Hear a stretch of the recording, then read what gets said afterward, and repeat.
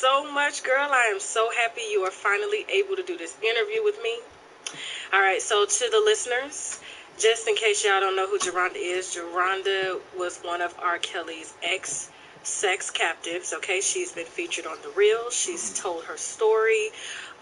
Briefly, she hasn't really gone in depth on the extent of the relationship between her and R. Kelly, and now she's here with me to tell it all, to tell what she couldn't say on national TV, okay? So it's fair game on the radio. Geronda, thank you.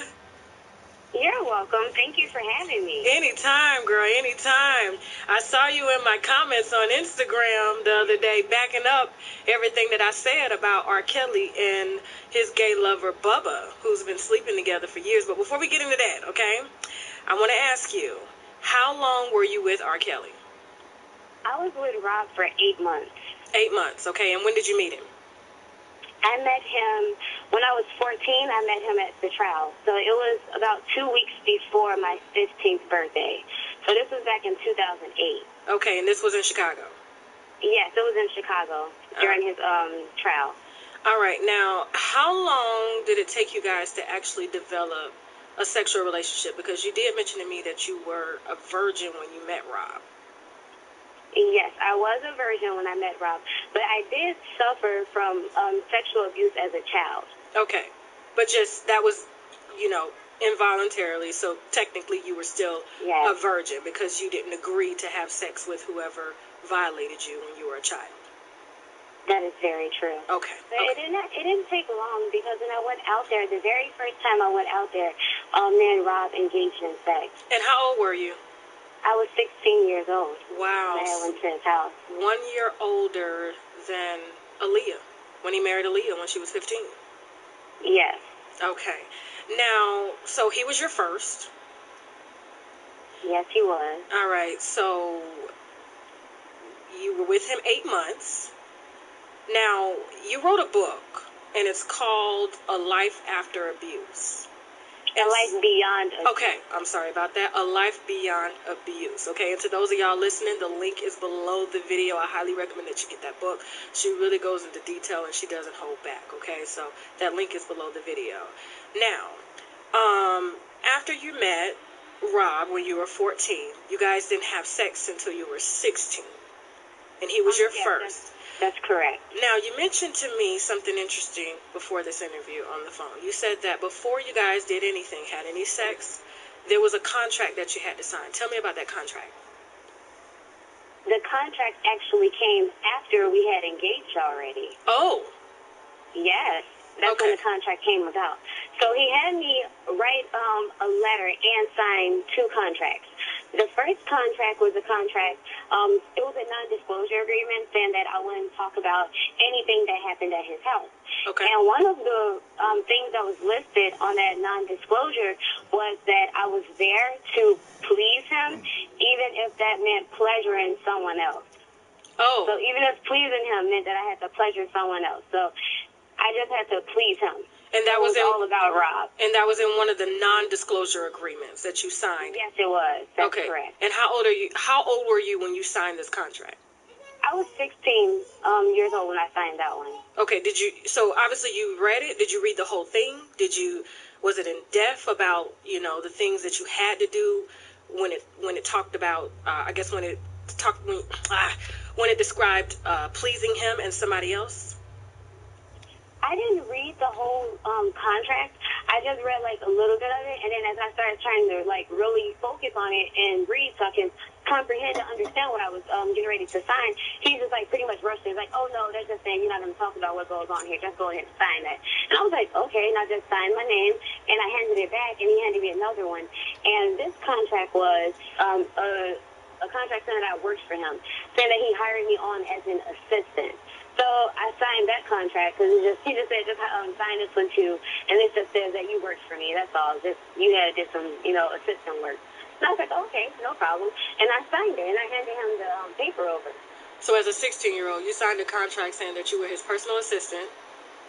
It was a non-disclosure contract, and that you would please him even if it meant pleasing somebody else. Yes. Now, you did speak of some other things that was in the contract. You said that he made you write, I guess, a letter? Yes, I had to write a letter. It was he had a notepad with a yellow paper on it, and he had me write a letter. And in this letter, I was just confessing to things that I didn't do. And some of the things were, he said that I had to write down that I had contracted an STD from him. Oh. And yes, he wanted me to write down that I contracted an STD. I stole $250,000 from him, and that I had stole jewelry from him. I also had to write down that he fired me. And it was like an apology letter at the same time. I was like, it started off like, "Dear Rob, I'm writing you to let you know that I'm sorry." And I just listed all the bad things that I had done. But in reality, I didn't do these things.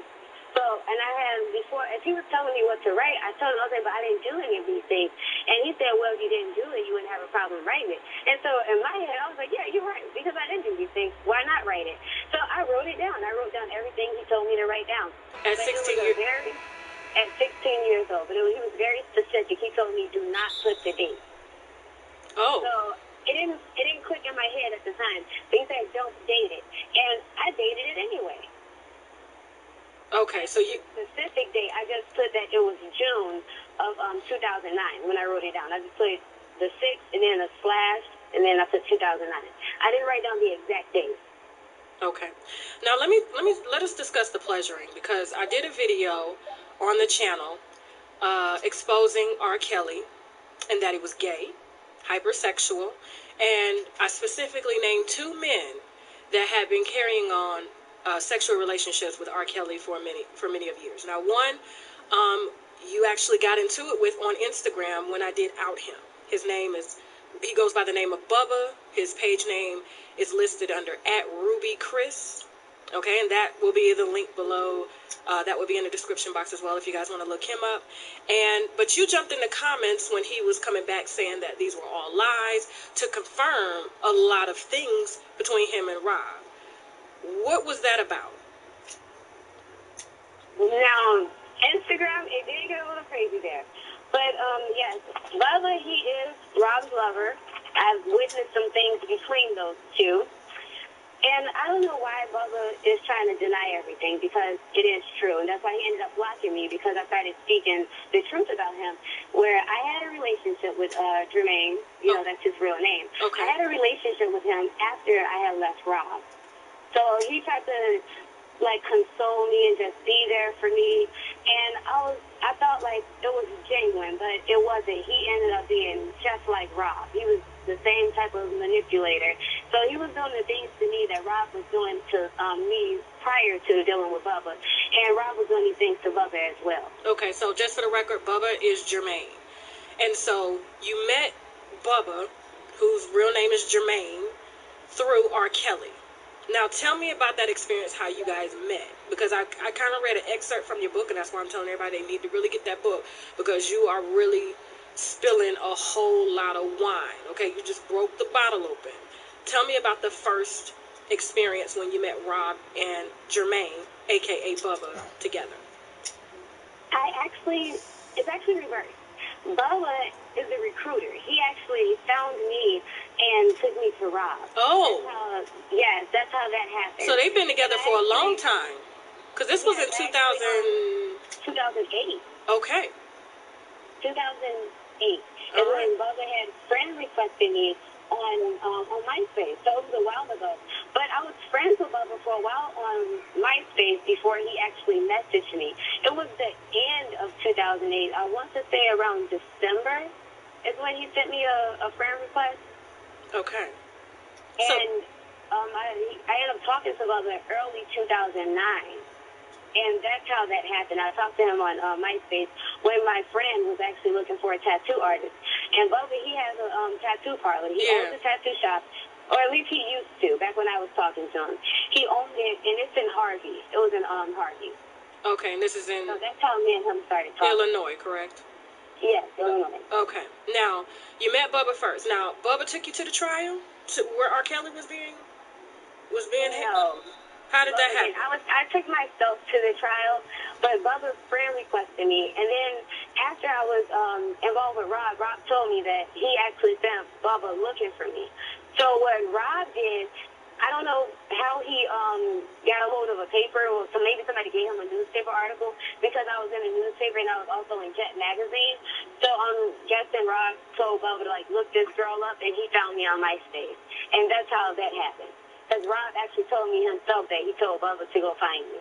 Oh, wow. Okay, so after you met Rob, you then found out from Rob that this was all planned. Now, tell me about your first sexual encounter, because you did mention in the book briefly about Rob and Bubba being together and that you witnessed this. Can you just talk a little bit about that? You want to know about me witnessing them two, or my first sexual encounter with Rob? You witnessing Rob and Bubba engage in sex. That's what I want to know about. Oh, gosh. That was something. So Rob had called me, and he told me to come upstairs to the game room. See, this was around the time that you could still have cell phones, because now there's a rule you don't allow the girls to have cell phones. Okay. And his sex cult. So you do agree that it is a sex cult? Okay. It is a sex cult. Okay. And it's all to please him. Okay. So when I went upstairs, and you have to knock before going into the any room. You have to knock first. Okay. And I went up there. Rob let me in, and he sat me down, and he had a serious look on his face. And I'm looking like, oh shit. So I thought he was getting ready to go off without Bubba talking to me in the studio, because Bubba did talk to me in the studio, and I was for sure. I'm like, nobody saw it. So when he went off, I'm like, oh, maybe he did see it, because Rob has cameras all over his house. Okay. So I thought maybe he saw it, and I started getting nervous, like he was about to snap. I talked to somebody I wasn't supposed to. But when he sat me down, he started talking about trust, and he asked if I could trust, if he could trust me, and he wanted to let me in on something. So I'm just sitting there like, oh, okay. So like my shoulders like they dropped. I'm like, okay, that's your release. It's not about what I thought it was about. So you thought you were going to get your ass whooped, but instead it was something else. Okay. I was scared. Like, I was shaking. My palms were sweaty. I was really scared. Okay. But it wasn't about that. It was about him and Bubba. So he wanted to make sure that I would never judge him, and that, he could trust me. And I let him know, like, you can trust me. I won't judge you. And so we sat down. He was sitting across from me on another couch, and we were just looking at each other and talking. And next thing you know, there was a knock at the door, and I'm like, okay, so I didn't know what to expect. And when Rob was up, he was going to open the door, and then Ann walked Bubba. And I was like, okay. And Rob sat down. He sat down on the couch first, and he sat back where he was already sitting. And Bubba, he walked in, and he walked over, and he sat right next to, Rob. And I'm looking like, okay, well, yeah, something's about to happen. And then I thought, in my head, it started like coming up again. I'm like, well, maybe he is about to say something. This is Bubba. But that wasn't the case. Bubba, like, he looked at Rob, like, for approval. And Rob kind of, like, gave him a stern look, like, yeah, it's okay to do it, whatever. And that's when Bubba got down on his knees. Rob, pulled his penis out, and Bubba started giving him head. Wow. And at first, it was shocking, but I was like, I can't judge him, so I had to have a poker face. So I'm just sitting there, but in my head, I'm like, so does this mean? But I had so many questions in my head, but of course, I wasn't judging him at the same time. So I'm just questioning his actions without judging him. I was just wondering. I wanted, to know, like, is this really what I'm thinking it is? But so you're watching Rob R. Kelly. Yes, I'm watching R. Kelly. Grammy Award-winning R. Kelly in front of you receive oral sex from a man. From Bubba. From Bubba. Yes, Jermaine. It happened. Jermaine Maxey. It happened. And that was the first time you had saw any type of, I guess, relationship between R. Kelly and a man. That was the first time. That was the first time. Now, did they take it any further? You have to read the book to find out. Okay. Now, you did mention that, because I asked you, I said, do you think R. Kelly is gay, bisexual, or straight? And your answer was what? He's gay. And why would you say that? R. Kelly is definitely gay. Because no, man would treat women the way he treats them, and he treats his male friends way better than the women he surrounds himself with. We're treated like slaves, and we're nothing but sex objects to him. but yet the men, he respects them, and he treats them better. It's like, he's always happy when he's around guys. But when there's no guys in the room, he can be in a room full of women, and he has no emotion towards it. It's like he feels nothing. And he'll just look around, and he seems pissed off all the time. Like, Rob always seems angry. But when he's around a man, like, you see, like, a happier side of him. He's smiling, he's telling jokes, and you're like, you know what? You're all right. You're actually a cool dude. You don't have to be around you. But when it's just him with women, it's the complete opposite. He's always mad. And then on top of that, the reason why I say he's gay is because every single time, like, we had some form of, after the first time, every time after the very first time, he always wanted a dildo up his ass. A dildo in his ass. Yes, he always had a dildo in his ass. Wait a minute. You said a Grammy Award winner R. Kelly likes a dildo in his ass. Now, did you put a dildo in his ass? I did. You did? I did. At 16 years old, you put a dildo in this grown man's ass. Yes, at 16 years old, I put a dildo in R. Kelly's ass. Okay, now you got to tell me about at least one experience, or how this even transpired. How did it even get you to put the dildo in his ass? Can you please just tell me about one experience? Just one. Okay, one of the experiences I had with Rob, we was in this room called Music One. And he came in, and he seemed like he was in a rush. He was like, I really need to do something real quick. And I'm like, okay, what do you need? And he said, here. And I looked, I was like, what do you want me to do with it? So I'm thinking he wanted me to use it on me. I'm like, I'm not broken in. I haven't experienced this side yet. That's what I was thinking in my head. But of course, I was just... Because you thought he wanted you to put it in your ass. Yes, I thought he wanted me to do some stuff to myself. And I was like, I'm not ready. But when he laid down, he pulled his pants down and he laid down. He was like, just put it in. I looked, I said, put it in where? And he told me, like, get on your knees and call to me. So I got down. Get on your knees and do what? Hold on, because you're talking real fast. Slow down, slow down. Get on your knees and do what? He said, get on your knees and crawl to me. So I got down on my knees and I crawled over to Rob. And he said, okay, now put it in. I said, put it in where? Because I still have my clothes on. So I'm fully clothed here. And his pants were down at his ankles. He had them up on the couch, and he's like, just put it in. And so I was like, oh, okay. And I said, are you sure? And this was like a regular, like a rubbery type of feeling dildo. There was no lubrication, like no lube at all. It was a big average sized dildo, like a penis sized. It wasn't like a butt plug. Very specific. It was an actual dildo. It was black. It was an all black dildo, and it was 9 inches long. Because he was very specific on how he liked his dildo. Wait a minute. So he took 9 inches. Okay, keep going. Keep going. He took 9 inches. I put the dildo up, and it just slid right in. And he said, okay, you can stop. He's like, I got it from here. Then he just started, like, grinding his hips and everything, and I had to do nothing. He just told me to sit back in the spin-around chair and just watch. And he was just getting off. He was grinding his hips and just playing now, with the dildo. what position was he in? Like, was he laying on his back with the dildo? Yes, he was laying on his back, and he had his legs up in the air. And then once I put it all the way in, he said, okay, I have it from here. And then he put his legs down, and that's when he started, like, thrusting his hips.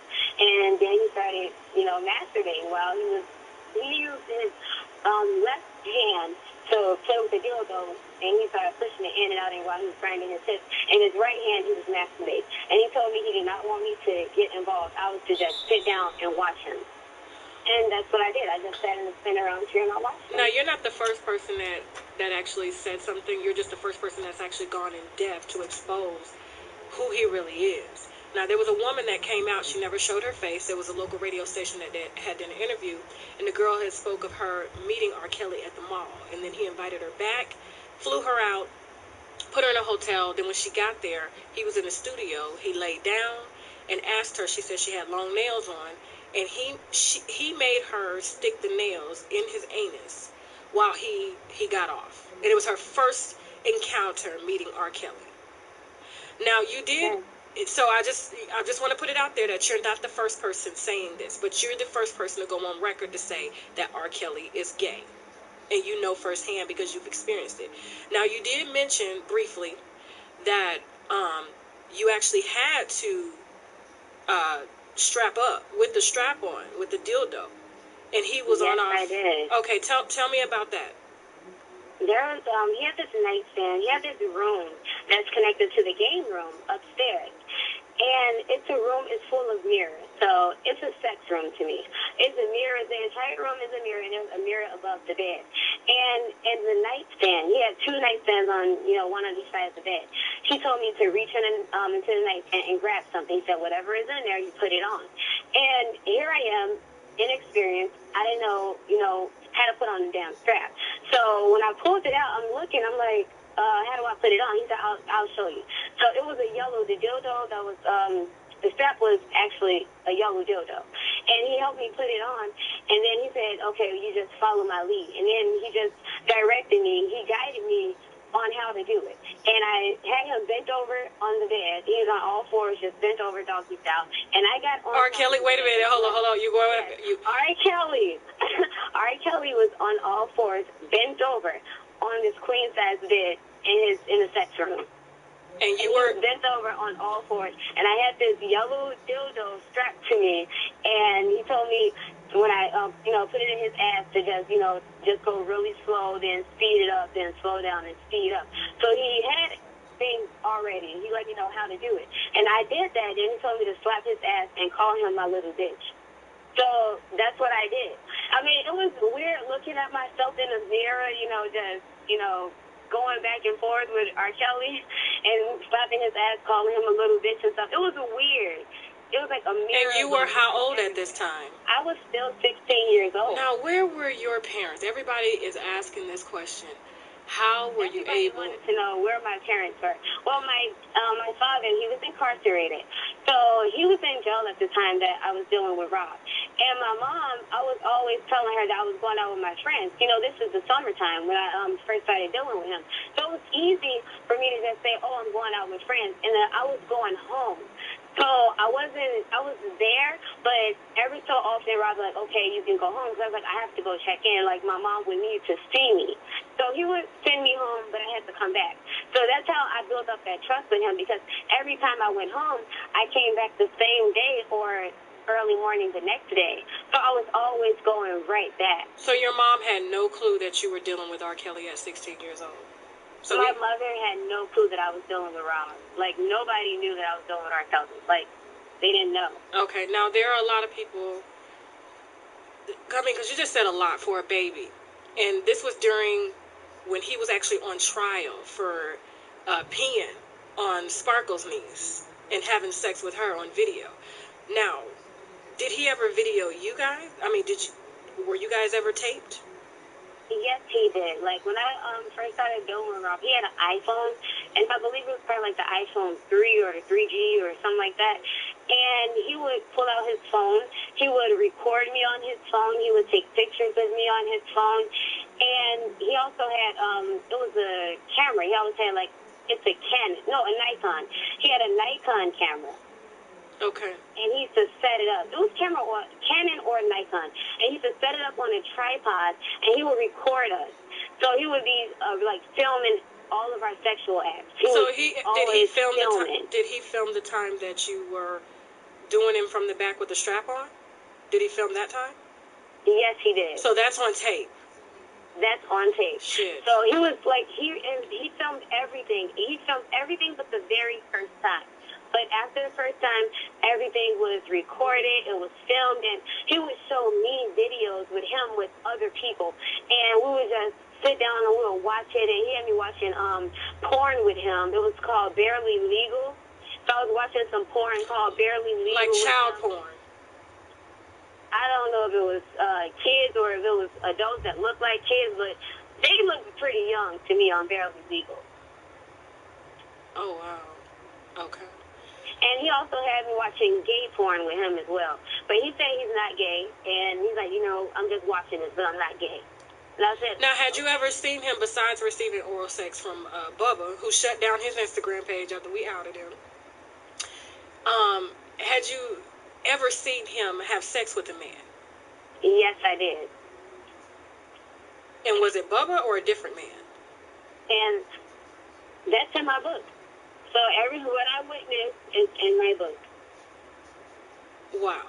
Okay. I know you were receiving like a settlement and a non-disclosure. You know, you were under a non-disclosure, so you couldn't talk about anything. But I know you recently stopped receiving payments voluntarily. Yes, when I told my story, when I went public with my story and I talked about the things that I've been through with him, that's when he stopped paying me.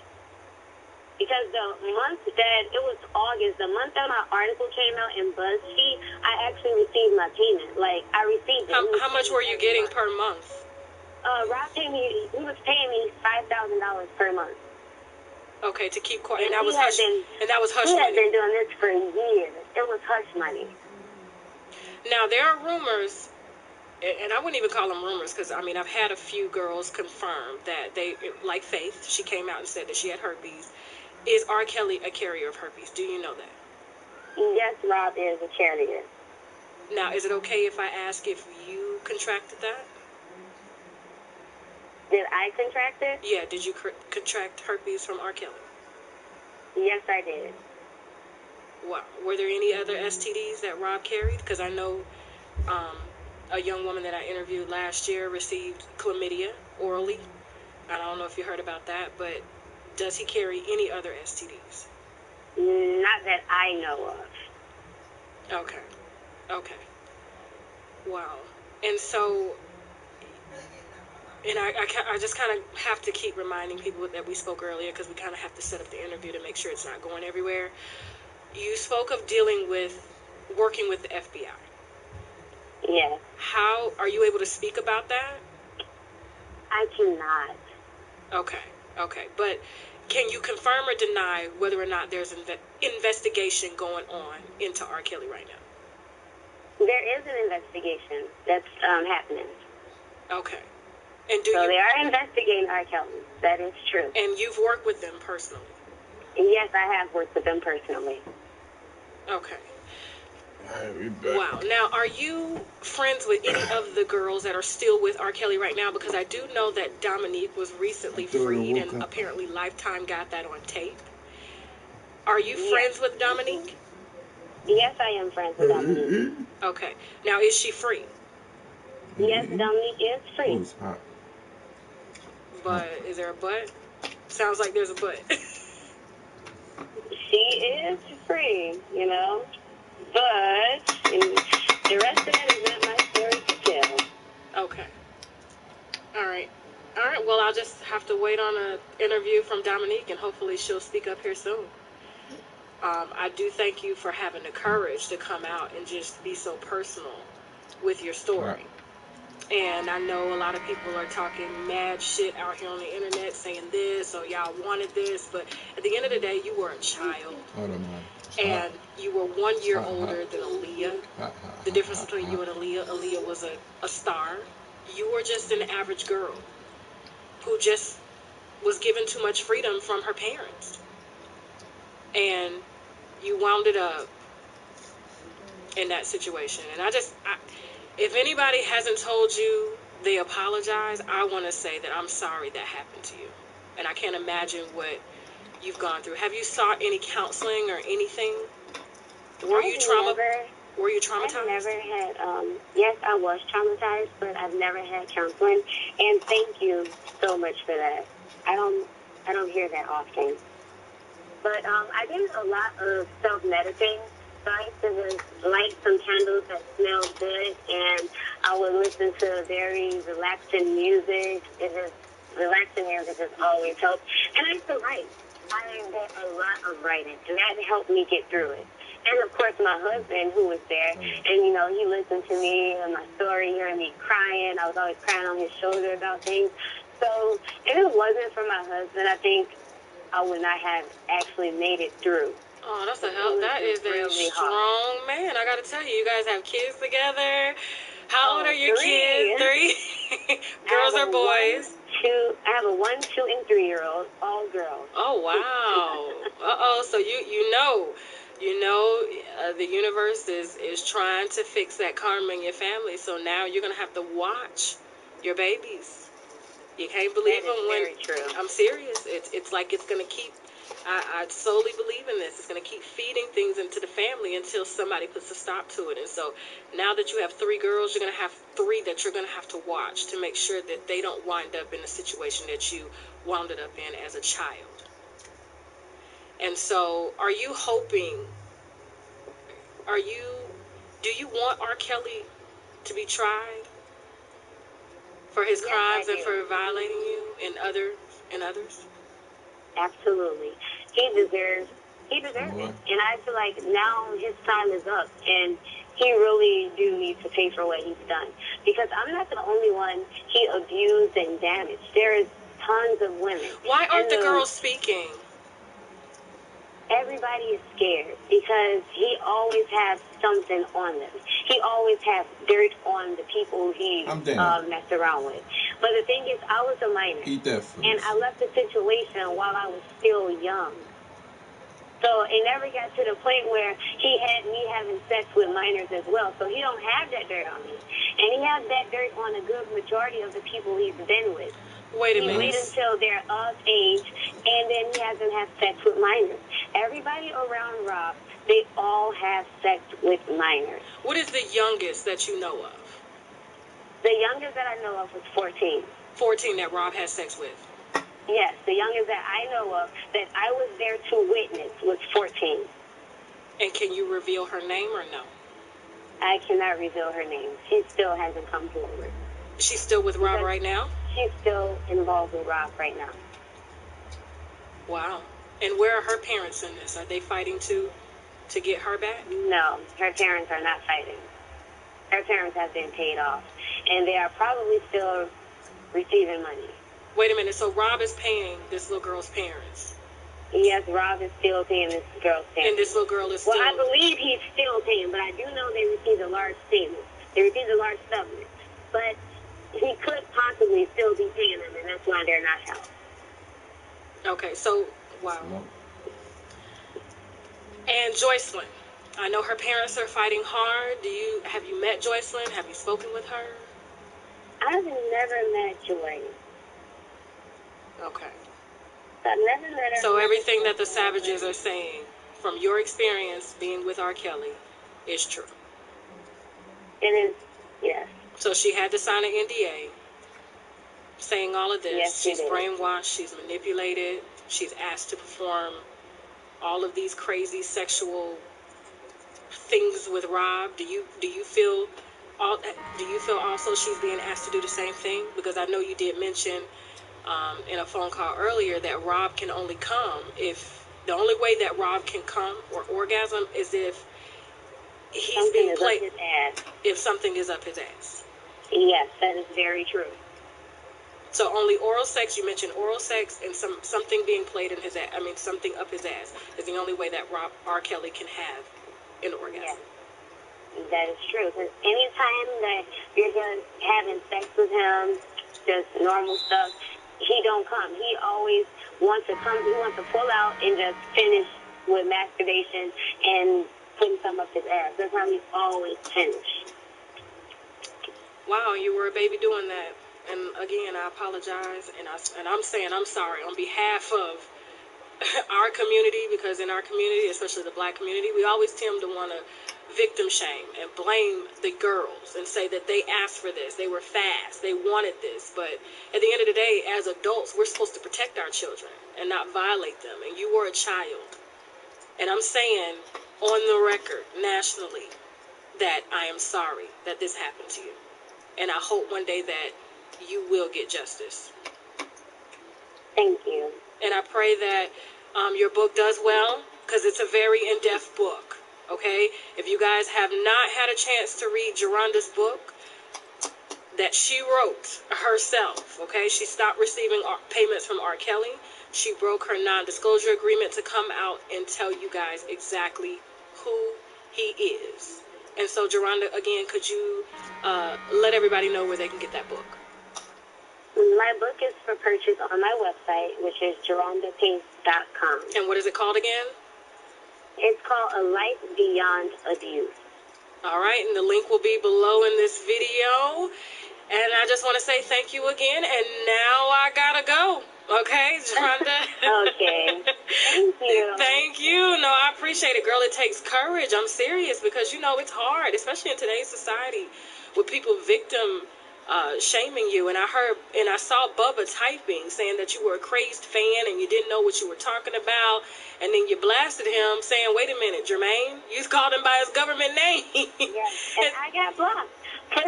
He blocked you. He shut his whole page down. Blocked. He did. And he did say that he was going to try to sue me for defamation of character. And I told him to tell his lawyer to call me personally, okay? And I ain't heard nothing yet, okay? And for those that are thinking, oh, R. Kelly's going to sue, R. Kelly has not sued yet, okay? His reputation is done, all right? He's losing money. Music stream services are dropping him, okay? His concerts are getting shut down. Which lawsuit has he filed? Just ask yourself that. Not one. And what is that? That is an omission of guilt. So, thank you again, Geronda. And thank you to everyone listening out there. Please feel free to follow me on Facebook, Instagram, Twitter, and Snapchat at Unwind with Tasha K. And hell, if you didn't like this video, you can still subscribe anyway, just so you can cuss my ass out. Not that I don't really give a damn. Anyway, now I gotta go. Bye. Bye, Geronda.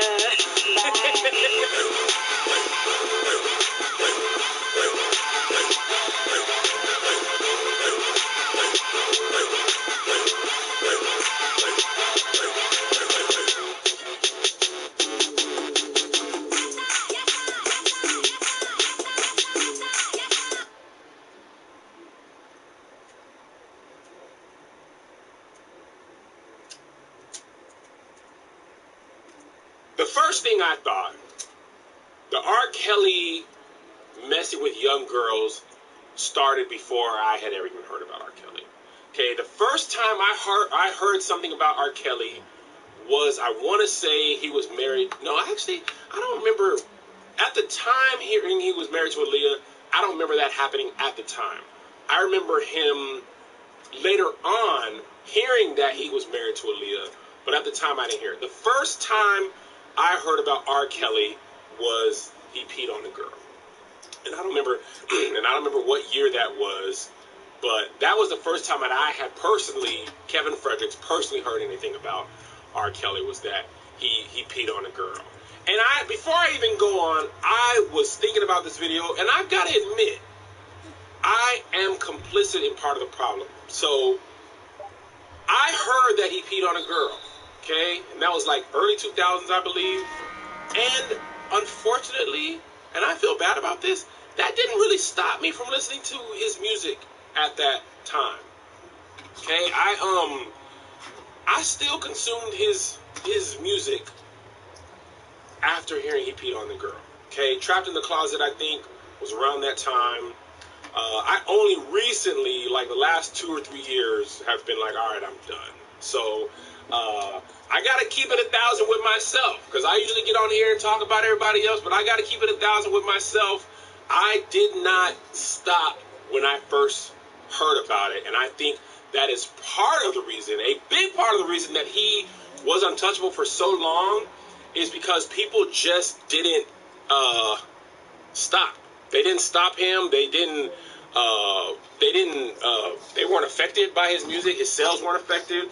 And since the record industry was like, well, people ain't really tripping, they continue to protect him. The people around him continue to protect him. So I got to own my part in the continuation of his, who he is. No, we did not, as a people, until very recently, stand up and say, yo, enough, I'm not listening to his music, none of that. So I know that's like 15, 16 years before I stopped cold. I stopped cold turkey probably about a year and a half ago, and that was before the documentary. So let's jump back into the documentary. So his first 2 songs, so the first R. Kelly song that I ever heard as a kid was Bump and Grind. And I think he had Sex Me and something about Honey Drop or Honey Kiss or something like that. And I didn't know about that until the documentary. Bump and Grind, my mind's telling me no, was the first time Honey Love, that's what it was. Honey Love. So I learned about Honey Love on the documentary. And I never bought an R. Kelly album personally. I've told y'all before, my parents only listened to gospel music. Everything else I heard was what my brother listened to or my friends. So I didn't personally know anybody who would listen to the whole album, so I didn't hear about Honey Love. So when I'm watching the documentary, I'm like, yo, before he even blew up, he was like going to the high schools and picking up girls, and he was like 21, and they were 14. So the thing that is the most constant theme that was the most surprising for me in the whole documentary is that lots of people not only knew, but they enabled him. Like, his team would go to the mall and pick up girls for him. Okay? They would, like, see some shady, not even shady stuff. They would see him, like, the dude on the documentary with the, like, braided back hair. He was like, a couple of times I saw him having sex, and I was like, that's an underage girl. And I'm just, that ain't my problem. Okay, so it's a whole, like, in my mind, for whatever reason, I thought it was just like him. Like him, the girl, and maybe the parents knew. But there is like way more people who were active in the procurement of underage girls, bringing them to him, and then like seeing what was going on. And the unfortunate truth is when you're, I imagine, when you're working for him, that's your job. People ain't finna really try and mess up. Okay, like that's probably the unfortunate truth. People ain't gonna mess up their check. So they say if you're his assistant or tour manager, and he says go get me some girls, he literally means children, like 14 years old, 15 years old. And people knew, now they're on the documentary like I know that was wrong, and you know that I can see now that was wrong. But, and honestly, and I can tell you guys from being in Hollywood, that's part of the reason why celebrities and famous people are terrible people, because when you're a producer or you're in production and you're on the crew, and this even happened with my kids, it is your job to keep the talent happy.